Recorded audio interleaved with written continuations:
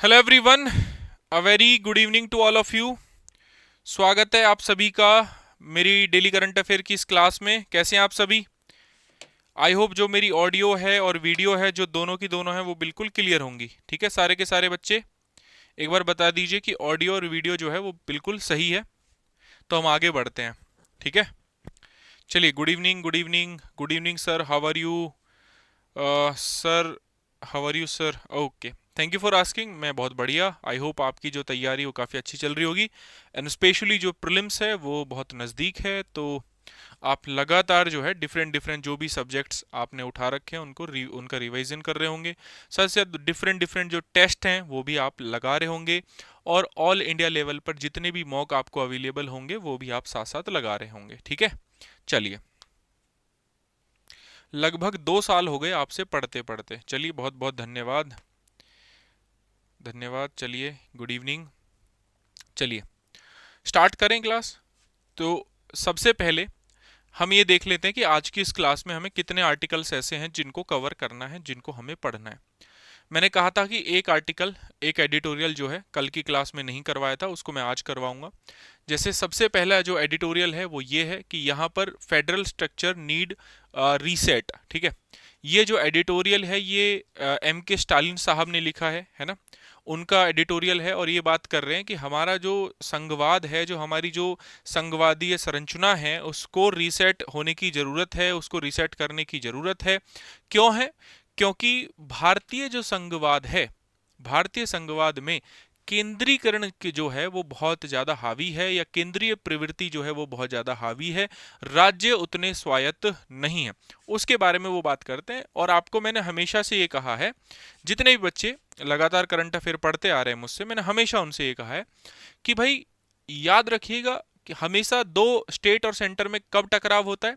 जब सेंटर में अलग गवर्नमेंट हो और स्टेट में अलग गवर्नमेंट हो। ठीक है, जहां पर सेंटर गवर्नमेंट और स्टेट गवर्नमेंट जो है वो सेम पार्टी की सरकार होती है, वहां पर आज तक कोई भी इशू खास देखने को नहीं मिला है। लेकिन जहां पर अलग अलग सरकार, जैसे मान लो सेंटर में बीजेपी है और स्टेट में कांग्रेस है, तो बहुत ज्यादा टकराव हमें देखने को मिलेगा, और इस टाइप के एडिटोरियल्स और आर्टिकल्स हमें बार बार देखने को मिलेंगे। तो बहुत अच्छे से हम इसको समझेंगे। हम समझेंगे कि हमारा जो फेडरल स्ट्रक्चर है वो कैसा है, संघीय है भाई। संघवाद जो है, संघवाद होता क्या है, आर्टिकल 1 के बारे में जानेंगे, 7 शेड्यूल के बारे में जानेंगे। बहुत बेसिक बेसिक इन्फॉर्मेशंस मैं आपको दूंगा। फिर यहाँ पर अलग अलग जो जजमेंट्स आई हैं, SR बोमई केस जो बड़ा फेमस केस है उसके बारे में डिस्कस करेंगे। यूपीएससी ने क्या क्वेश्चंस पूछे हैं, क्या पूछ सकता है, उस पर एक प्रैक्टिस क्वेश्चन भी हम दे देंगे। ठीक है, ठीक है। चलो, कोई बच्चा कह रहा है वॉइस नहीं आ रही, एक बच्चा कह रहा है, बाकी सबको सब आ रहा है। ठीक है, चलो। सरकारी आयोग, पुंछी आयोग, किसने कोई ना कोई रिकमेंडेशंस जो दी हैं, राजमन्नार आयोग है ना जो समिति है, उसके रिकमेंडेशंस को भी हम देखेंगे। हाँ जी, आप सभी को पता है, अपने वो मरीन ड्राइव पर जो मैक्रोन साहब हैं उनको दौड़ते हुए या वीकेंड से जॉगिंग करते हुए जरूर देखा होगा। काफ़ी बहुत अच्छा लगा वो देख के कि इतने मतलब यूरोपीय यूनियन में एक कंट्री फ्रांस, और इतना पावरफुल व्यक्ति देखो कितने सिंपल तरीके से, सिंपल एकदम सिंपलिसिटी के साथ जो है वहाँ पर घूम रहा है भारत में। और भारत का तो सरपंच भी जो है काफिला लेके निकलना चाहता है, तो बड़ा अच्छा लगा वो देख के। तो इंडिया फ्रांस के जो रिलेशन है वो हम देखेंगे। यहां पर हम बात करेंगे रॉयल नेवी के रिवॉल्ट की, या रॉयल नेवी की म्यूटनी की। ठीक है, इन सब की बात करेंगे। यहाँ पर एक आर्टिकल इससे भी संबंधित आया है द हिंदू में आज के। और यहाँ पर पॉलिटिकल लीडर्स प्रमोट फ्रेटर्निटी, जो भ्रातृत्व की भावना है उसको हमें बेसिकली बढ़ावा देना चाहिए, ये कहना है सुप्रीम कोर्ट का।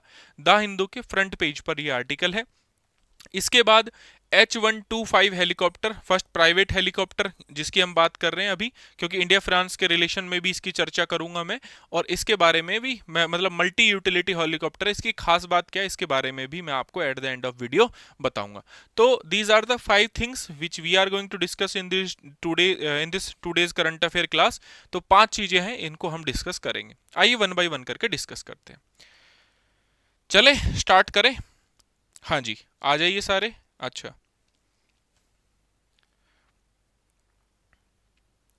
सारे के सारे बच्चे आ जाइए, एंड देन उसके बाद स्टार्ट करते हैं। स्टार्ट कर सकते हैं, चलो। सारे बच्चे आ चुके हैं, चलो। पहला एडिटोरियल है जिसको हमें डिस्कस करना है, ये रह गया था एक, कि India federalism is need of a structural reset. जो M.K. स्टालिन है, जो कि चीफ मिनिस्टर हैं तमिलनाडु के, इन्होंने लिखा है कि जो इंडिया है ना, जो भारत है, भारत में जो अगर आप देखोगे तो एक कुछ पॉइंट्स मैं आपको बता देता हूं कि भारत के जो संविधान है ना, यहां पर समझिए आप इन चीजों को, जैसे जरूरी क्यों है, पहले समझाने से पहले बता देता हूं इंपॉर्टेंट क्यों है। सब फर्स्ट ऑफ ऑल इसको किससे आप जोड़ सकते हो, GS2 के पॉलिटी एंड गवर्नेंस वाले हिस्से से, ठीक है। 2015 में यूपीएससी ने सवाल पूछा, 2020 में यूपीएससी ने सवाल पूछा। इवन फेडरलिज्म जो है वो आपका सीधा यूपीएससी जीएस के जो सिलेबस है, GS2 का सिलेबस, उसमें मेंशन है, ठीक है, इसलिए इसकी महत्ता है, ठीक है। पहले इस एडिटोरियल की मुख्य बातें जान लीजिए, जो मेन बातें हैं। सबसे पहले जो स्टालिन साहब हैं वो ये कह रहे हैं कि भारतीय संविधान में केंद्रीकरण की प्रवृत्ति बहुत ज्यादा है। भारतीय संविधान में केंद्रीकरण बहुत ज्यादा है। क्या है, केंद्रीकरण ज्यादा है, ठीक है, ठीक है। यानी कि जो पावर्स हैं वो सेंट्रल गवर्नमेंट के पक्ष में ज्यादा है एज कंपेयर टू स्टेट के पक्ष में उतना नहीं है, ठीक है। तो यहां पर मजबूत केंद्र के साथ, मजबूत केंद्र है ना, मजबूत केंद्र के साथ सशक्त राज्य सुनिश्चित करना चाहिए इनको।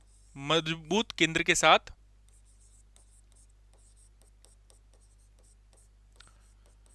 सशक्त राज्य, इसको किसको, संविधान को सुनिश्चित करना चाहिए। दूसरा, आगे मैं बताऊंगा, बस पहले एडिटोरियल में क्या क्या बात हुई है वो बता रहा हूं।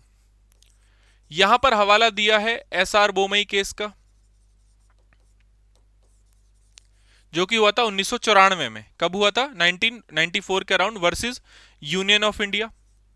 और इस सुप्रीम कोर्ट ने इस केस में ये बोला था कि भारत का जो संघात्मक व्यवस्था है या जो फेडरल स्ट्रक्चर है वो क्या है, आपका एक बेसिक स्ट्रक्चर ऑफ कॉन्स्टिट्यूशन का, बेसिक स्ट्रक्चर ऑफ कॉन्स्टिट्यूशन का क्या है, एक हिस्सा है, ठीक है।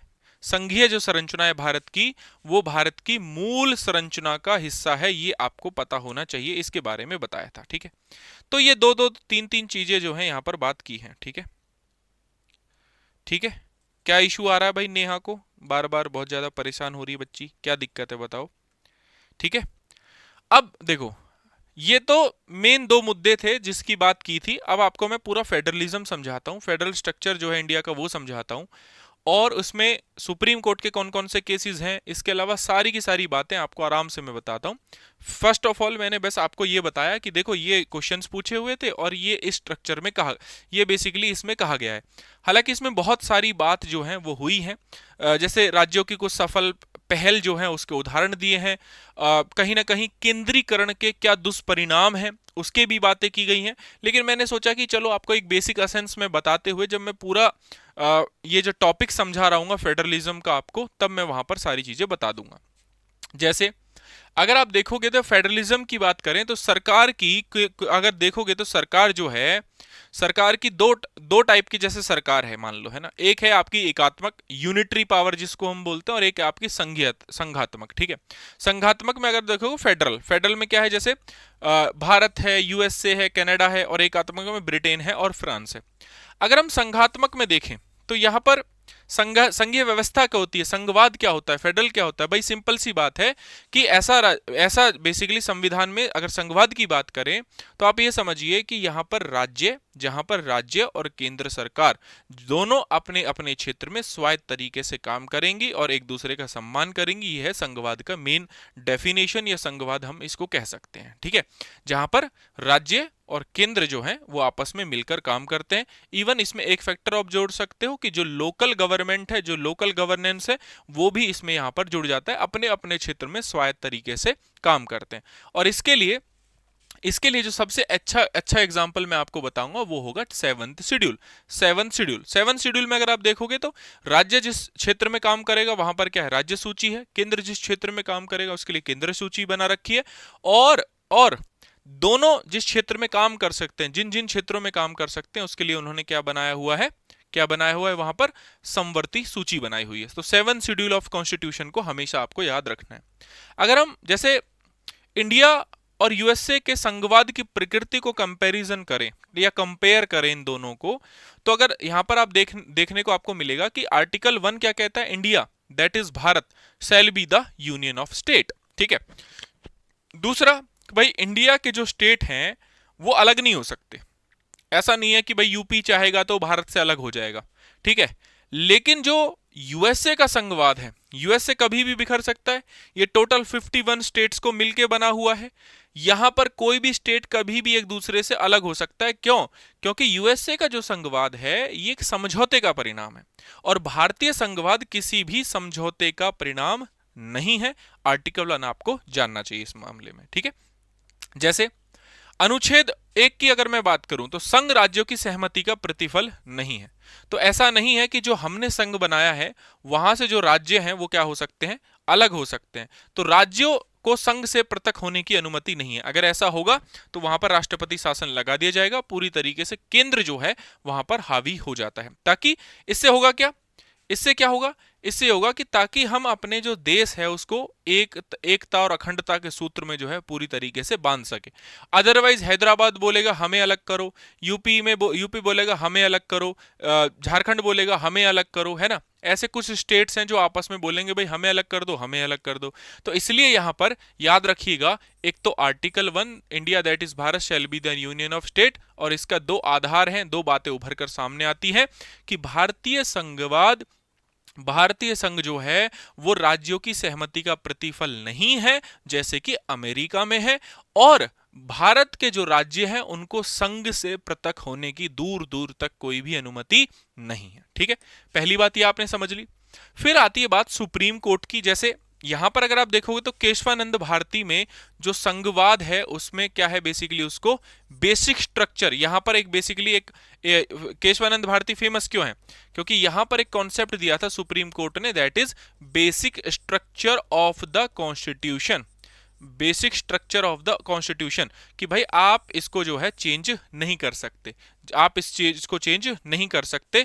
अदरवाइज जो है जो भी चीज इसको चेंज करेगी, आप याद रखिएगा वो नल एंड वॉइड हो जाएगी जब वो सुप्रीम कोर्ट के पास जाएगी। तो भारत की जो संघीय व्यवस्था है, संघीय प्रकृति है, तो वहां पर 1994 में एक केस हुआ था, एसआर बोमई केस, और यहां पर माना था कि भारत की जो संघवाद की प्रकृति है या भारत का जो संघवाद है, ठीक है, भारत का जो संघवाद है या फेडरल स्ट्रक्चर जो है वो किसका हिस्सा है, आपका किसका हिस्सा है, बेसिक स्ट्रक्चर का हिस्सा है। बेसिक स्ट्रक्चर ऑफ कॉन्स्टिट्यूशन भारतीय संविधान की मूल संरचना का भाग है ना। तो भारतीय संरचना की जब भारतीय संविधान की मूल संरचना का भाग है तो आप इसको चेंज नहीं कर सकते। कोई भी गवर्नमेंट चेंज करेगी तो सिंपल सी बात है वो नल एंड वॉइड हो जाएगा, ठीक है। तो ये सारी चीजें आपने समझ ली। तो अब आप समझिए कि भारत के संघवाद की क्या विशेषताएं। सबसे पहला, द्वैध राज पद्धति, मतलब कि भाई यहां पर अगर आप देखोगे तो पार्लियामेंट भी है ना। पार्लियामेंट में अगर आप देखोगे तो यहां पर आपका जैसे स्टेट और सेंटर लेवल समझ लो, ठीक है, और ऐसे समझ लो लोकसभा और राज्यसभा, ऐसे समझो, ठीक है। उसके बाद हम देखेंगे लिखित संविधान है, शक्तियों का विभाजन है। तो इसके लिए सबसे अच्छा एग्जांपल मैंने क्या बताया आपको, 7th schedule of the constitution, ठीक है। संविधान की सर्वोच्चता है, एट द एंड कॉन्स्टिट्यूशन जो कहेगा वो सबको मानना पड़ेगा। कठोर संविधान है, स्वतंत्र न्यायपालिका, इंडिपेंडेंट जुडिशरी है, ठीक है। जैसे एनजीएसी की जब मैंने आपको बात बताई थी तो यहां पर मैंने आपको ये बताया था ना कि भाई एनजीएसी को 99th कॉन्स्टिट्यूशन अमेंडमेंट एक्ट जब इन्होंने किया था तो इसको पूरे तरीके से क्या कर दिया था, नल एंड वॉइड कर दिया था। क्यों? क्योंकि ये जुडिशरी की इंडिपेंडेंस को हार्म करता है, तो इसलिए उन्होंने पूरी तरीके से उसको अनकॉन्स्टिट्यूशनल डिक्लेयर कर दिया। और द्विसदनीय विधायिका है, ये भारत के संघवाद की विशेषताएं हैं, ठीक है। इसके बाद जैसे अगर आप देखोगे तो सेंट्रल गवर्नमेंट और स्टेट गवर्नमेंट काम करेगी स्टेट लिस्ट में, पुलिस, ट्रेड, एग्रीकल्चर, इरिगेशन। यहां पर defence, banking, currency, foreign affair, और एक है कंकरेंट लिस्ट यानी कि समवर्ती सूची। यहां पर कौन काम करेगा, यहां पर काम करेगी आपकी राज्य सरकार और केंद्र सरकार दोनों मिलके। हालांकि केंद्र सरकार अगर यहां पर काम करेगी तो केंद्र सरकार जो है वो ज्यादा हावी रहेगी या केंद्र सरकार का जो कानून है वो ज्यादा मान्य होगा। एट द एंड याद रखिएगा जब केंद्र और राज्य के बीच कोई भी टसल होता है तो केंद्र सरकार ही उसमें ज्यादा पावरफुल होती है। वो ऐसे विषय कौन से हैं, एजुकेशन है, फॉरेस्ट है, ट्रेड है, मैरिज है, अडॉप्शन है, सक्सेशन है, ठीक है, ये सारे के सारे विषय हैं, ठीक है। तो समस्याएं कहाँ आती है, फेडरल स्ट्रक्चर में समस्याएं कहाँ आती है? जैसे स्टालिन साहब को अगर हम देखें तो भाई यहाँ पर तो समस्या ही समस्या है, साउथ के स्टेट्स के बीच और सेंट्रल गवर्नमेंट के स्टेट के बीच अगर आप देखोगे तो यहाँ पर तो आपको इश्यूज ही इश्यूज देखने को मिलेंगे। तो सबसे पहला जो इशू है वो है कि केंद्र सरकार की शक्तियां राज्य सरकार की शक्तियों से क्या है, ज्यादा है। ठीक है, ये हमारे फेडरल स्ट्रक्चर, यही एम के स्टालिन साहब कह रहे हैं कि जो भारत का जो फेडरल स्ट्रक्चर है संविधान के अकॉर्डिंग वो केंद्र सरकार की ओर ज्यादा झुकाव रखता है, ना कि राज्य सरकार की ओर। तो ऐसे में हमें सशक्त केंद्र के साथ एक हमें स्वायत्त राज्य या सशक्त राज्य जो है वो बनाना होगा, इसकी बात होती है। तो सबसे पहला इशू ये देखने को मिलता है। दूसरा देखने को मिलता है संघ सूची बनाम राज्य सूची। जैसे अगर आप देखोगे तो कृषि कानून पर जो 3 बिल लेकर आए, इस पर खूब ये विवाद हुआ कि भाई ये तो हमारे राज्य का विवाद है, राज्य जो है राज्य सूची का विषय है, इस सूची में आप कैसे एंटर कर सकते हो। तो बहुत बार ऐसा होता है कि केंद्र सरकार राज्य सूची के विषयों पर भी कानून बनाती है, तो इसको लेकर काफी टसल होते हैं। ठीक है, अनुच्छेद 356 यानी कि बात कर रहे हैं राष्ट्रपति शासन की। तो राष्ट्रपति शासन का बार बार जो प्रयोग जो है, जैसे 2016 में अगर आप देखोगे तो अरुणाचल प्रदेश में राष्ट्रपति शासन लगाया गया, बाद में उसको सुप्रीम कोर्ट ने अनुचित ठहराया, तब जाके वो गवर्नमेंट को रिस्टोर किया गया वहां पर, है ना। तो इसका जो दुरुपयोग जो होता है, बार बार इसका जो दुरुपयोग होता है वो भी बिल्कुल ठीक नहीं है। ठीक है, तो ये भी आपको याद रखना पड़ेगा। ठीक है, क्लियर है। दूसरा, केंद्र सरकार का उच्च कर संग्रह और उसका बंटवारा 15th फाइनेंस कमीशन। जैसे एग्जाम्पल के तौर पर दूं, जो सेस और सरचार्ज है वो मोर देन 25% या अराउंड 25% जो है आपका सेस और सरचार्ज होता है। वो तो डिविजिबल पूल है ही नहीं स्टेट गवर्नमेंट के साथ, तो यहां पर इनको इस चीज से इश्यू होता है। ठीक है, पहले राज्यों को अप्रत्यक्ष करों पर पूर्ण स्वायत्तता थी, जिसका उपयोग स्थानीय जरूरतों के लिए किया जाता था, लेकिन जीएसटी परिषद को अभी हस्तांतरित कर दिया, तो शक्ति किसके पास है, वीटो शक्ति किसके पास है, केंद्र सरकार के पास है। अब आप कहोगे कि सर ये वीटो पावर क्या है? ठीक है, ये वीटो पावर है क्या? ठीक है, वीटो पावर क्या है? देखो बड़ी सिंपल सी बात है। वीटो पावर से आप ऐसे समझ सकते हो कि 3/4 से निर्णय लेना है। ठीक है, 3/4 का मतलब ये हो गया 75%। कितना हो गया? 75%, है ना। लेकिन गवर्नमेंट अब अगर बात करें तो 2/3 किसके पास है? स्टेट के पास है पावर, और 1/3 किसके पास है? सेंटर के पास है। सेंटर के बिना आप निर्णय ले ही नहीं सकते यहां पर। ठीक है, सेंटर के बिना आप निर्णय नहीं ले सकते यहां पर। ठीक है, तो याद रखिएगा, केंद्र सरकार की सामाजिक क्षेत्र की नीतियां योजनाओं में राज्य की भूमिका नहीं है बिल्कुल भी। तो दीज आर द इश्यूज जो कि हमें देखने को मिले हैं, जो कि आप भली भांति जानते हो। ठीक है, फाइनेंशियल फिस्कल इनजस्टिस भी बोलते हैं, फिजिकल इनजस्टिस भी आज के बोले, आज का आर्टिकल नहीं, आज का सौम्या मैंने बोला ना कि एडिटोरियल कल का है ना। तो दीज आर द इश्यूज। इसके अलावा बहुत सारे इश्यूज हमें देखने को मिलते हैं। नदी विवाद हमें देखने को मिलता है। ऐसा नहीं है कि विवाद केवल केंद्र सरकार और राज्य सरकार में, विवाद हमारी राज्य सरकार में भी है। जैसे अगर मैं आपको बताऊं तो बेलगांव जो विवाद है ना, एक विवाद ये भी है कि जो केंद्र जो है वो अपनी एजेंसियों का दुरुपयोग करता है। जैसे एग्जाम्पल ले लो ईडी, एग्जाम्पल ले लो सीबीआई। देखो ये वो टॉपिक है जहां पर बार बार जो न्यूज में रहता है, बार बार मैं इसको करवाता हूं। ठीक है, याद रखिएगा, रिवीजन जितना हो जाए उतना बढ़िया है, ताकि जब कोई क्वेश्चन मिले देखने को तो आप इसको कर सकें। जैसे यूपीएससी ने एक क्वेश्चन पूछा था कि भाई एक बात बताओ, कहां पर कन्फंट्रेशन है फेडरल स्ट्रक्चर में, कहां पर कॉपरेशन है, कहां पर कंपटीशन और कहां पर कन्फंट्रेशन है। क्या जो मैंने आर्टिकल जो समझाया है उसमें जो समस्याएं बताई हैं, क्या जो जितने भी पॉइंट्स मैंने बताए हैं क्या वो कन्फंट्रेशन के नहीं है? क्या बिल्कुल कन्फंट्रेशन के हैं। ठीक है, आप बताइए कि क्या यहां पर संघर्ष है कि नहीं सेंटर और स्टेट के बीच, स्टेट और स्टेट के बीच, है ना। कॉपरेशन कहां पर है? भाई जीएसटी में कॉपरेशन किया ना स्टेट ने नीति आयोग के केस में कॉपरेशन है कि नहीं है। लेकिन कंपटीशन भी है। नीति आयोग जिस टाइप के अलग अलग टाइप के क्या करता है, आपके इंडेक्सेस निकालता है, वहां पर कंपटीशन है कि नहीं है। 15th फाइनेंस कमीशन की टेबल में ज्यादा स्टेट को शेयर मिले, इसके लिए भी कंपटीशन है कि नहीं है। तो ये तो आपको क्वेश्चन देख के समझ में आना चाहिए कि हाँ, हमारी सारी की सारी जो बेसिक जरूरतें हैं जो क्वेश्चन में पूछी जा सकती हैं वो यहां से पूरी हो रही हैं।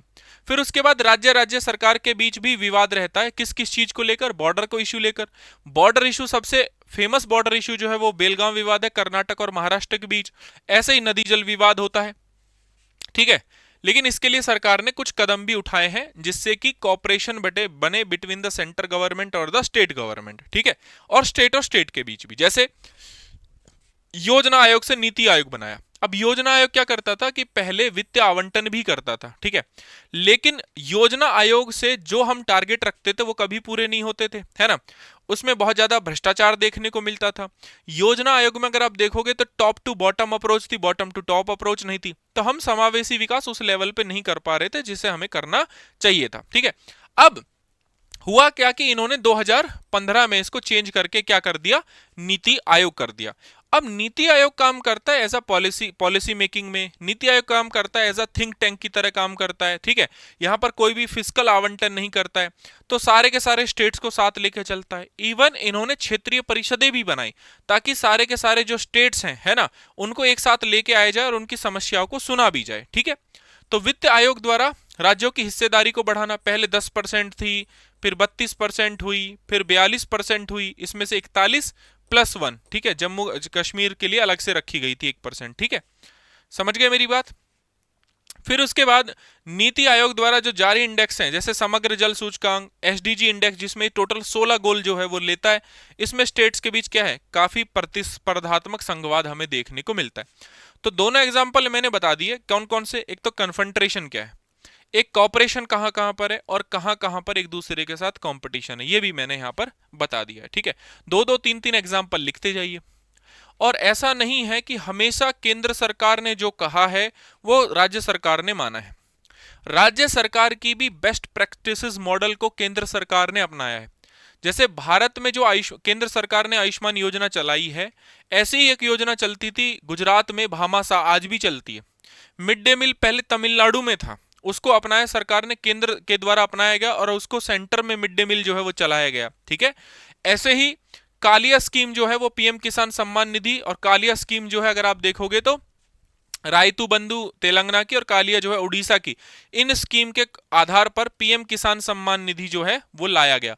तो these are the things which adopted by the centre government, है ना। तो समय के साथ इसको भी अपनाया गया है, ठीक है। तो ऐसे इससे पता लगता है कि ऐसा नहीं है कि राज्य जो है वो भारत में स्वायत्त नहीं है, ऐसा नहीं है कि केंद्र सरकार एक तरफा जो है निर्णय ले रही है, ऐसा भी नहीं है। लेकिन पॉलिटिकल आइडियोलॉजी और पॉलिटिकल जो एक दूसरे के बीच टकराव है उसको लेकर केंद्र सरकार और राज्य सरकार के बीच हमेशा टसल रहता है। अदरवाइज ये सारे के सारे यहां पर क्या कर रहे हैं, कॉपरेशन कर ही रहे हैं। जैसे तमिलनाडु ने नेशनल एजुकेशन पॉलिसी को जब लागू करने से मना किया उस लेवल पे, तो फाइनली इन्होंने 2000 करोड़ का फंड रोक दिया केंद्र सरकार ने। तो ये भी गलत है एक साइड। या केंद्र सरकार किसी भी तरीके से कहीं पर भी अनैतिक तरीके से संविधान के अकॉर्डिंग ना चलकर कहीं पर भी अगर राष्ट्रपति शासन लगाती है और बाद में सुप्रीम कोर्ट उसको असंवैधानिक घोषित करता है, तो ये भी गलत है केंद्र सरकार की बात, ठीक है, याद रहेगा, ठीक है। यस तो भाई सरकारी आयोग ने बोला है कि भाई 356 का प्रयोग करना भाई अंतिम रूप से करो इसका प्रयोग, है ना। केंद्र राज्य की सहमति से कोई विवाद का सुझाव करो और स्थायी अंतर्राज्यीय परिषद बनाओ, ये पुंछी आयोग का कहना है, ठीक है। और ऐसे ही राजमन्नार कमेटी, ठीक है, राजमन्नार कमेटी किस लिए बनाई गई थी, राजमन्नार कमेटी बनाई गई 1969 में। किस लिए बनाई गई थी, केंद्र और राज्यों के बीच समीक्षा करने के लिए बनाई गई थी और अधिक स्वायत्तता की सिफारिश यहां पर की गई थी, ठीक है। ऐसे ही सरकारी आयोग और पुंछी आयोग के बारे में आपको पता होगा, ठीक है। बिल्कुल बिल्कुल, मैं देख लिया आपका मैसेज, ठीक है। तो ये क्वेश्चन आप क्या कर सकते हो, घर पर सॉल्व कर सकते हो। काफी टाइम बाद ये एडिटोरियल आया, फिर मैंने इसलिए इसको रिवाइज करा दिया आपको। चलिए अब हम बात करते हैं रॉयल नेवी विद्रोह की। किसकी बात करते हैं, रॉयल नेवी विद्रोह की, या फिर हम बात करते हैं यहां पर नेवी रिवोल्ट या नेवी म्यूटिनी की, जो कि 1946 में होती है। कब होती है एग्जैक्टली अगर मैं डेट बताऊं यहां पर, तो ये होती है 18 फरवरी 1946 को।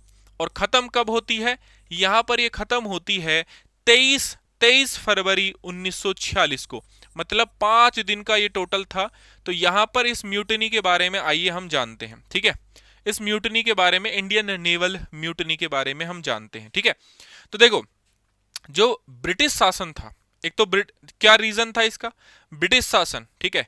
पदोन्नति में जो भेदभाव होता था वो दूसरा, तीसरा नस्लीय भेदभाव जो ब्रिटिश आर्मी में होता था वो, वहां पर अगर आप देखोगे तो कार्य स्थिति जो खराब थी हमारे जो भी जवान थे उनकी, और साथ ही साथ दमनकारी व्यवहार वो भारत वालों के साथ ब्रिटिशर्स जो लोग करते थे। जैसे यहां पर अगर आप देखोगे तो पहला ऑप्शन ही यहां पर देखोगे तो 18 फरवरी 1946 को ये शुरू होता है, और नस्लीय भेदभाव की वजह से, खराब कार्य स्थिति की वजह से, दमनकारी व्यवहार के विरुद्ध जो है ये किया गया।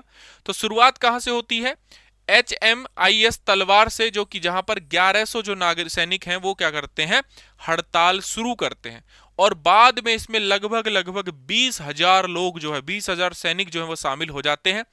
ये बात याद रखिएगा कि महात्मा गांधी, वल्लभ भाई पटेल ने इसको पूरे तरीके से नकार दिया था, यानी कि पूरे तरीके से कहीं भी इसका साथ नहीं दिया था। महात्मा गांधी ने इसको एक गलती बताया था, और वल्लभ भाई पटेल ने ये कहा था कि तुरंत जल्दी से जल्दी इसमें क्या करो, आप सरेंडर करो सरकार के सामने, ठीक है।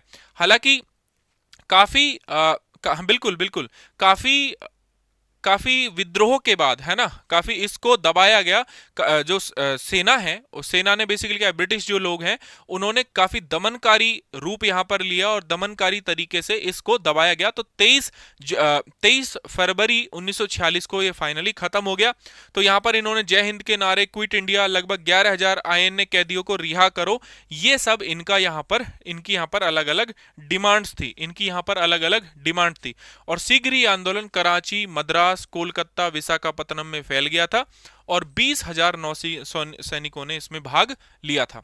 तो ब्रिटिश शासन ने सेना और बख्तरबंद गाड़ियां तैनात की थी, काफी गोलीबारी करी, है ना, विद्रोह को बलपूर्वक दबाने का प्रयास किया, और ब्रिटिश सरकार को बहता कि यह विद्रोह अगर सेना और वायुसेना में भी फैल सकता है तो उन्हें और जाने में मतलब थोड़ा और जल्दी चले जाते, है ना। बिल्कुल बिल्कुल, सुभाष चंद्र बोस साथ दीजिए, बिल्कुल साथ दिए थे, बिल्कुल बिल्कुल। और कम्युनिस्ट पार्टी भी यहां पर साथ दी थी, जिन्ना ने कोई स्पष्ट रूप से इसमें कोई साथ नहीं दिया था, ठीक है। तो ये आपको याद रखना है। तो जो स्पष्ट रूप से साथ आए थे उनका नाम मैं बता देता हूं यहां पर, जिन्होंने पूर्णतः इसको बहुत अच्छे तरीके से विद्रोह को राजनीतिक में, अरुण आसफ अली जो हैं, इन विद्रोह का समर्थन किया था अरुण आसफ अली ने, ठीक है। तो 23 फरवरी 1946 को नौसैनिकों ने आत्मसमर्पण कर दिया। और इसका बेसिकली प्रभाव क्या है, इसका प्रभाव यह है कि ब्रिटिश शासन जो है उसकी कमजोरी उजागर हुई। ब्रिटिश शासन को यह पता लगा कि भाई इन कैदियों को, इन जो सैनिक हैं और जो ये कैदी हैं, ये सैनिक और जनता जो है उनकी एकजुटता का यहां पर पता लगता है। क्यों, क्योंकि कोई इसको सपोर्ट कर रहा है ना, सारे के सारे लोग इसको सपोर्ट कर रहे हैं, और यहां पर स्वतंत्रता की जो मांग है वो बहुत ज्यादा बढ़ गई थी, ठीक है। तो इसलिए अगर आप देखोगे तो ये इसका बेसिकली महत्व जो है दिखाता है। स्वतंत्रता की प्रक्रिया तेज हुई थी, और ब्रिटिश सरकार को जो एहसास हो गया था इस टाइम तक आते आते, इसलिए देखो 47 में तो चले ही जाते हैं, कि भारत पर सैन्य नियंत्रण बनाए रखना कठिन हो गया, क्योंकि अब हमारी यहाँ पर खुद की जो फोर्स है वो रेडी हो गई थी, ठीक है। तो ये याद रखिएगा। अब ये क्वेश्चन बन सकता है, एडिटोरियल आया है, आर्टिकल आया है तो, ठीक है। चलिए बात करते हैं इंडिया फ्रांस रिलेशन की, ठीक है। आप सभी को पता है जो मैक्रोन साहब हैं वो भारत की यात्रा पर हैं। मोदी मैक्रोन मीट, क्या उसके आउटपुट हैं, आइए उन पर हम बात करते हैं। सबसे पहले आइए मैं आपको बताता हूं कि जो मैक्रोन साहब हैं, या जो बेसिकली आपका इंडिया है और फ्रांस है, उनके बीच सहयोग किस लेवल का है। जैसे अगर सबसे पहले सबसे बड़ा और सबसे अच्छा जो सहयोग माना जाता है वो कैसा सहयोग माना जाता है, आर्थिक सहयोग माना जाता है। कैसा, आर्थिक सहयोग, आर्थिक सहयोग माना जाता है, ठीक है। तो आर्थिक सहयोग में अगर देखोगे तो भारत और फ्रांस के बीच जो व्यापार है वो 13 अरब डॉलर, लगभग 13 अरब डॉलर का है, ठीक है, लगभग, जिसमें भारत जो है वो लगभग 7 अरब डॉलर, ठीक है, लगभग 7 अरब डॉलर जो है उसका क्या करता है, निर्यात करता है। उसका क्या करता है, निर्यात करता है, ये आपको याद होना चाहिए, ठीक है। अब निर्यात में बेसिकली किन किन चीजों के बीच इसमें कॉपरेशन होता है, रक्षा में, ऊर्जा में, अवसंरचना में, एरोस्पेस में, एटसेट्रा, ठीक है। ऐसे ही रक्षा सहयोग की अगर हम बात करें तो आप सभी को पता है कि फेमस जो राफेल है ना, राफेल विमान जो है वो कहां का है, राफेल कहाँ का है? ये है फ्रांस का। ठीक है, ऐसे ही हम डिफरेंट डिफरेंट एक्सरसाइज भी हम साथ करते हैं, जैसे एक शक्ति एक्सरसाइज शक्ति। ठीक है, ये किसके किसके बीच में होती है? ये बेसिकली थल सेना के लिए है, इंडिया और फ्रांस के बीच में। एक्सरसाइज एक्सरसाइज शक्ति। ऐसे ही एक्सरसाइज गरुड़ा, गरुड़ा ये किसके बीच में होती है? भारतीय और फ्रांस वायुसेना के बीच में। गरुड़ा भारतीय और फ्रांस वायुसेना के बीच में होती है। ठीक है, ऐसे ही वरुणा, वरुणा किसके बीच में होती है? नौसेना, दो नौसेनाओं के बीच में, नौसेना के बीच में होती है वरुणा। ठीक है, याद रहेगा। ऐसे ही यहां पर जो फ्रेंड, ऐसे ही यहां पर एक फ्रेंड एक्स, इसमें क्या है? जो रक्षा से संबंधित स्टार्टअप हैं, जितने भी निवेशक हैं, इंक्यूबेटर हैं, शिक्षा संस्थानों को एक साथ जोड़ने का काम कौन करता है? Friend x. ये जो है सारे के सारे काम कौन करता है? ये करता है। ठीक है, राफेल कहां से? वहीं से है। ठीक है, फिर उसके बाद हम बात करते हैं नॉर्मली साइंस एंड टेक की, कि भाई आप हमें ये बताइए कि साइंस एंड टेक के क्षेत्र में क्या कॉपरेशन है आपका, प्रौद्योगिकी में क्या कॉपरेशन है आपका? तो भाई यस, पनडुब्बी भी फेमस है। Yes yes. तो India France AI road map. ठीक है, एआई रोड मैप, यूपीआई का विस्तार है ना, यूपीआई का विस्तार कहां पर है? साइंस में अगर आप देखोगे, आर्थिक में भी जोड़ सकते हो। और इंडिया फ्रांस, अभी इसके बारे में भी मैं बताऊंगा, एआई। ठीक है, और यूपीआई का विस्तार कहां तक है? अब फ्रांस तक है। ठीक है, इसके बाद और क्या कॉपरेशन है? और है अंतरिक्ष में। अंतरिक्ष में क्या है? अंतरिक्ष में स्पेस में क्या है? यहां पर हमने गगनयान मिशन, ठीक है, गगनयान मिशन के लिए इनके साथ क्या किया है? समझौता किया है। गगनयान मिशन के लिए इनके साथ क्या किया है? समझौता किया है। और एक उपग्रह जो है हमने जॉइंटली, तृष्णा उपग्रह जो है वो जॉइंटली बनाया है। ठीक है, ये भी याद रखना है। ऐसे ही परमाणु सहयोग, परमाणु में देखोगे तो जैतपुर परमाणु में कौन है? जैतपुर। तो जैतपुर 2008 में इन्होंने एसेनिक परमाणु सहयोग समझौते पर हस्ताक्षर किए। और जैतपुर न्यूक्लियर पावर प्लांट परियोजना किसकी है? फ्रांस और भारत, फ्रांस की है। और यहां पर ये हेल्प भी कर रहे हैं हमारी स्मॉल मॉड्यूलर रिएक्टर में। ठीक है, याद रहेगा।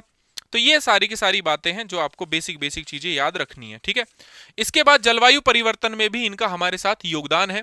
जैसे अगर जलवायु परिवर्तन पर बोलोगे कि क्या है, तो जलवायु परिवर्तन में देखोगे तो एक तो इंटरनेशनल सोलर अलायंस किसका है? इंडिया प्लस फ्रांस ने ही तो बनाया था। ठीक है, एक तो ये हो गया इंटरनेशनल सोलर अलायंस। ठीक है, एक इसके अलावा एक जो सहयोग है वो है पेरिस क्लाइमेट डील, या पेरिस क्लाइमेट एक्शन, या पेरिस क्लाइमेट समिट एग्रीमेंट जो है, ये तो आया था 2018 में। और पेरिस समझौता जो है, पेरिस समझौता, ये कब आया था? 2015 में। कब आया था? पेरिस समझौता 2015 में। तो ये बेसिक छोटी छोटी बातें हैं, समझौता है ना, ये याद रख लीजिए जो आपको आंसर लिखने में काफी हेल्प करेंगी। ठीक है, फाइनली आप मिल गए। गुड इवनिंग सर, भाई स्वागत है आपका। क्या नाम है इनका? बेबी बाईपास करके कुछ नाम लिखा हुआ है। तो अभी जो हुआ है उसके बारे में बता देता हूं। जो कल मोदी जी ने और जो फ्रांस के राष्ट्रपति उन्होंने जो भाषण दिया उसके आउटपुट बता रहा हूं अब, जो कि अखबार में लिखे हुए हैं। पहला, भारत फ्रांस संबंधों को स्पेशल ग्लोबल स्ट्रेटेजिक पार्टनर तक उन्नत किया गया। ठीक है, अनिश्चित वैश्विक परिस्थितियों में साझेदारी स्थिरता और प्रगति का आधार मानी गई। पहला तो ये है। दूसरा, H125 helicopter assembly line, Karnataka में टाटा एयरबेस द्वारा H125 हेलीकॉप्टर की फाइनल जो है असेंबली लाइन का उद्घाटन किया गया। यह मेक इन इंडिया रक्षा आत्मनिर्भरता की दिशा में महत्वपूर्ण कदम है और दक्षिण एशिया में निर्यात की भी संभावनाएं। ठीक है, इसकी भी ये बात करता है। ठीक है, इसके बाद दूसरा, रक्षा सहयोग में समझौतों का नवीनीकरण। बीईएल भारत इलेक्ट्रॉनिक लिमिटेड है ना, सैफरन के बीच हैमर मिसाइल उत्पादन हेतु संयुक्त उपक्रम, इसको भी क्या कर सकते हैं अब आप? स्टार कर सकते हैं। ठीक है, भारतीय और फ्रांसीसी थल सेना के अधिकारियों के बीच पारस्परिक तैनाती। ठीक है, ये नई नई चीजें जो अभी इन दोनों के बीच में हुई हैं जब से ये आया है। ठीक है, दोनों नेताओं ने कई संस्थागत पहल शुरू की है। एआई इन हेल्थ के लिए Indo French centre, digital science and technology centre, aeronautics में national centre of excellence for skilling, ये प्रौद्योगिकी और नवाचार में नए संबंध जो हैं और ज्यादा जुड़े हैं। ठीक है, क्लियर है। दूसरा, इसके अतिरिक्त क्रिटिकल इमर्जिंग टेक्नोलॉजी पर joint advance technology development group, critical mineral metal पर संयुक्त घोषणा, ठीक है, double taxation avoid agreement protocol में संशोधन। ठीक है, वो क्या है वो उसके बारे में कभी और चर्चा करेंगे जब वो सामने आएंगे, और है ना। स्टार्टअप में और वैज्ञानिक सहयोग क्या है, टी हब नॉर्ड फ्रांस के बीच स्टार्टअप सहयोग, वैज्ञानिक अनुसंधान के लिए मेमोरेंडम ऑफ अंडरस्टैंडिंग, वार्षिक विदेशी मंत्री संवाद की स्थापना यहां पर हो गई है। ठीक है, भू राजनीतिक क्या महत्व है, फ्रांस यूरोप में भारत का विश्वसनीय रणनीतिक साझेदारी है, हिंद प्रशांत क्षेत्र में दोनों देशों के साझा हित, आतंकवाद विरोध, नियम आधारित अंतर्राष्ट्रीय व्यवस्था के समर्थन और समान दृष्टिकोण। ये देखो भाई, तुम्हें लगेगा थोड़ा सा अजीब सा समझने में पढ़ने में, बट ये अभी रिसेंट डेवलपमेंट है, जब मैक्रोन जो है वो भारत आए हुए हैं, और मैक्रोन जो है और मोदी जी जो है हमारे देश के जो प्रधानमंत्री हैं, वो दोनों मिलकर इंडिया और फ्रांस के जो टाइज हैं वो ज़्यादा बढ़ रहे हैं। उस पर जितना भी जो अपडेटेड कंटेंट है वो मैंने यहाँ पर आपको दे दिया है, जो कि आपको काम आ जाएगा। ठीक है, चलिए आगे बढ़े, अगले आर्टिकल पर चला जाए। चलो देखो, अगला जो आर्टिकल है वहां पर ये बात हो रही है कि सुप्रीम कोर्ट ये कह रहा है, सुप्रीम कोर्ट ये कह रहा है कि जो पॉलिटिकल लीडर हैं, हाँ एक चीज और मैं बताना भूल गया, फ्रांस से भारत ने फ्रेटर्निटी की जो भावना है, भ्रातत्व की जो भावना है, वो कहाँ से ली है भारत ने फ्रांस से ही तो ली है ना। क्या भ्रातत्व की भावना कहाँ से ली है, फ्रांस से ही तो ली है। ठीक है, तो जो कॉन्स्टिट्यूशनली चीजें ऐड करनी है वो भी ऐड कर लेना। ठीक है, सर माइंड मैप क्यों नहीं ले रहे हैं आप, ये ज्यादा सही लग रहा था। हाँ ठीक है, ले आएंगे भाई, इतनी भी क्या जल्दी है। नाम तो बता दो तुम अपना, आज तक नाम नहीं बताया तुमने। चलो, political leader officials must foster fraternity, जो भावना है बेसिकली भ्रातत्व की भावना, उसको बढ़ाने पर जोर दिया है। और इनके आधार पर, किस आधार पर इन्होंने ये बात कही है, कैसे इस बात के को जो है तवज्जो दी जा रही है, तो देखो इन्होंने पहले कहा है कि ऐसा इसलिए कि भाई आप सबसे पहले जो भी सार्वजनिक रैली हो रही है या सार्वजनिक जो भाषण आप दे रहे हैं, सार्वजनिक भाषण जो आप दे रहे हैं, तो वहां पर भाषणों में किसी भी चीज पर में संयम आपको रखना चाहिए, तभी हमारे देश में भ्रातत्व की भावना जो है वो बढ़ेगी। क्यों? क्योंकि आपकी रिस्पॉन्सिबिलिटी ज्यादा है, आप जनता को रिप्रेजेंटेटिव, आप जनता के प्रतिनिधि हैं, जनता को रिप्रेजेंट कर रहे हैं, तो रिप्रेजेंट आप उस पर्टिकुलर एरिया के जो ग्रुप है या पूरे के पूरे लोग हैं, चाहे वो किसी समुदाय से हो, किसी जाति से हो, किसी धर्म से हो, किसी भी लिंग के हो, उससे कोई लेना देना आपको नहीं होना चाहिए। पूरे तरीके से आपको न्यूट्रल रहना चाहिए, क्योंकि आपको किसी एक्स कम्युनिटी, जैसे हिंदू कम्युनिटी के लिए काम करना है, मुस्लिम कम्युनिटी के लिए काम करना है, जैन के लिए भी काम करना है, सिख के लिए भी काम करना है और बौद्ध के लिए भी काम करना है। ऐसे में जब सार्वजनिक तौर पर आप भाषण देते हैं या भाषण दिया जाता है, तो वहां पर हमें हेट स्पीच ना दिखाई दे, ऐसा ना हो कि हम किसी पर्टिकुलर कम्युनिटी को टारगेट करके ये बात बोल रहे हैं। ठीक है, या फिर जब भी हम भाषण दे रहे हैं तो हमें कुछ चीजों को ध्यान में रखना है। पहला, संवैधानिक जो नैतिकता है, कॉन्स्टिट्यूशनल मोरालिटी। ठीक है, कॉन्स्टिट्यूशनल मोरालिटी को सबसे पहले ध्यान में रखो कि जो संविधान के अनुसार नैतिक है उसको बोलना चाहिए। ठीक है,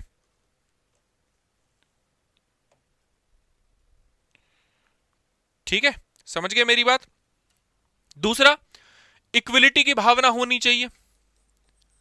ठीक है, तीसरा, फ्रेटर्निटी की भावना होनी चाहिए, समानता, कि भाई सब मेरे लिए समान है, सबके लिए भ्रातत्व की भावना आपके अंदर होना चाहिए, और पूरे तरीके से सेकुलर आप होने चाहिए, धर्मनिरपेक्षता। इन सब चीजों को ध्यान में रखते हुए अपने सार्वजनिक भाषण को जो है हमें देना चाहिए। ये कहना है किसका? सुप्रीम कोर्ट का। मुख्य टिप्पणी यही है। ठीक है, और दूसरा, जो कलेक्टिव ब्लेम है, जैसे पूरे समुदाय को जो है दोषी ठहराना, ये बिल्कुल ही गलत है ना।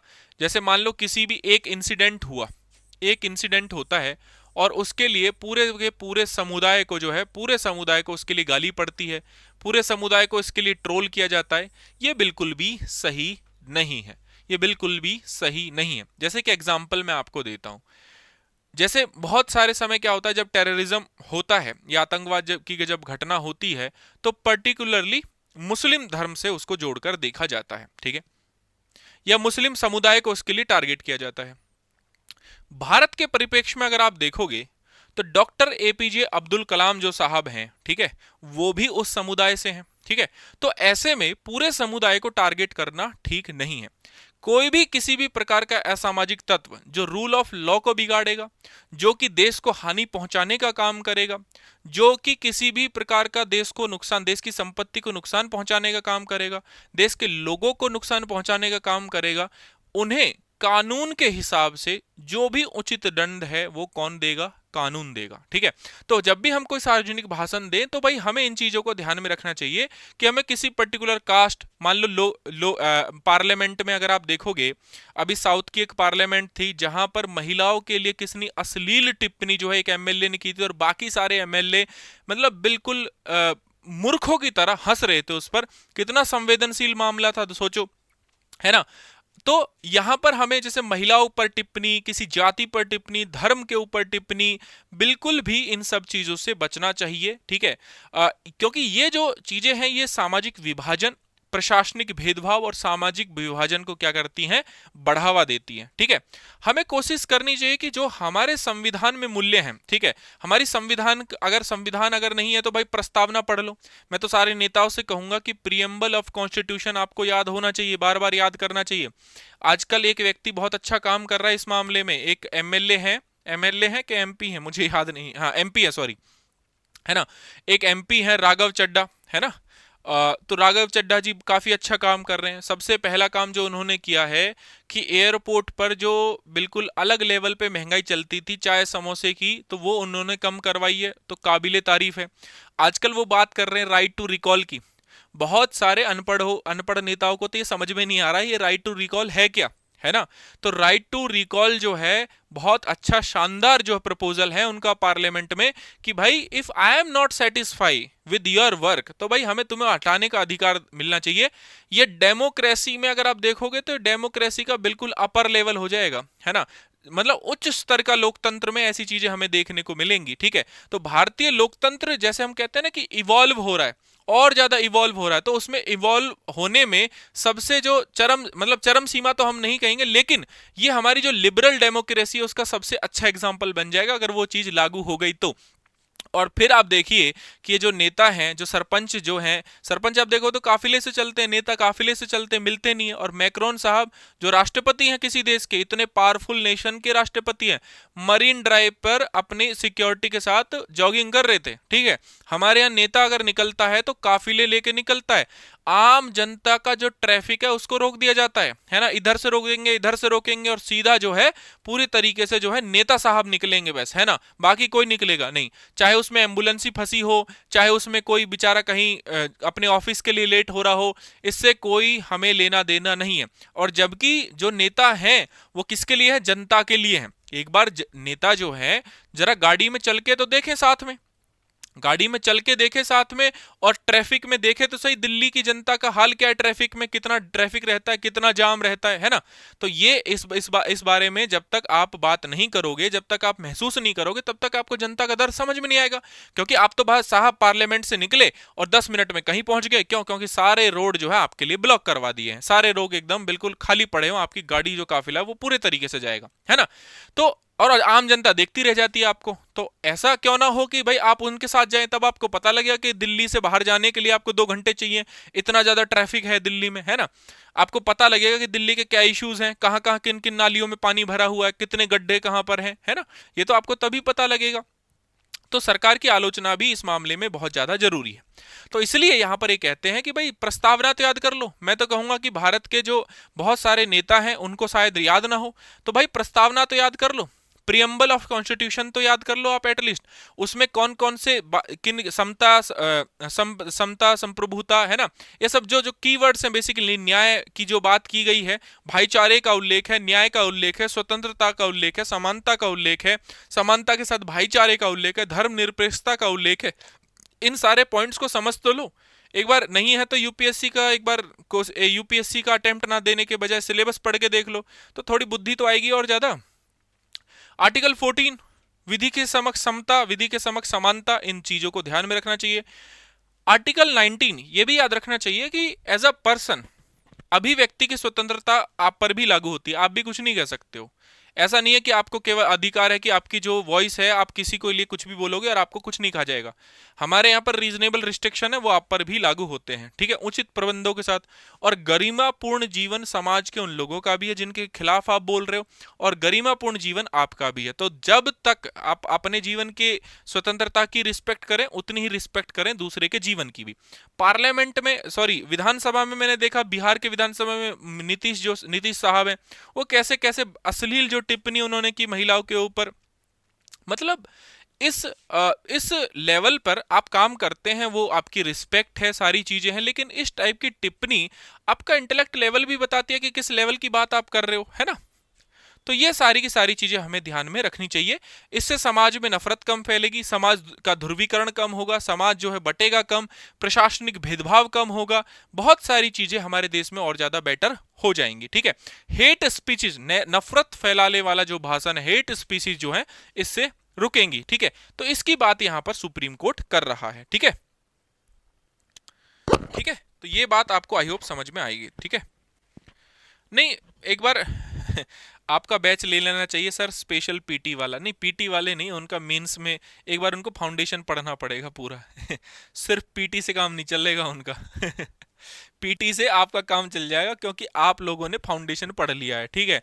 तो आपको जो मैं बातें कह रहा हूँ, सुप्रीम कोर्ट की जो बातें कह रहा हूँ, क्योंकि आपने एथिक्स भी पढ़ी है, आपने एसए भी पढ़ लिया, आपने जीएस भी पढ़ लिया, आपने ऑप्शनल भी पढ़ लिया, तो अब आपको व्यापक तरीके से चीजें समझ में आती हैं। तो तो बेसिकली उनको ये चीज समझने की जरूरत है। इस मामले में मुझे शशि थरूर साहब बहुत अच्छे लगते हैं, he is my favourite in this. शानदार व्यक्तित्व है उनका, बहुत शानदार, बहुत अच्छे व्यक्ति हैं वो इस मामले में। और उनका आज एडिटोरियल भी था, बहुत अच्छे व्यक्ति हैं शशि थरूर साहब, इंटेलेक्चुअल भी काफ़ी हैं। ब्रिटिशर्स के साथ जब उनकी एक बहस का बहुत अच्छा वीडियो आप देखोगे तो किस लेवल पे ब्रिटिशर, जो भी ब्रिटेन के लोग थे, उनकी क्या इतिहास को लेकर क्या उन्होंने फीत उतारी थी शानदार तरीके से, इस मामले में वो बहुत अच्छे हैं, ठीक है।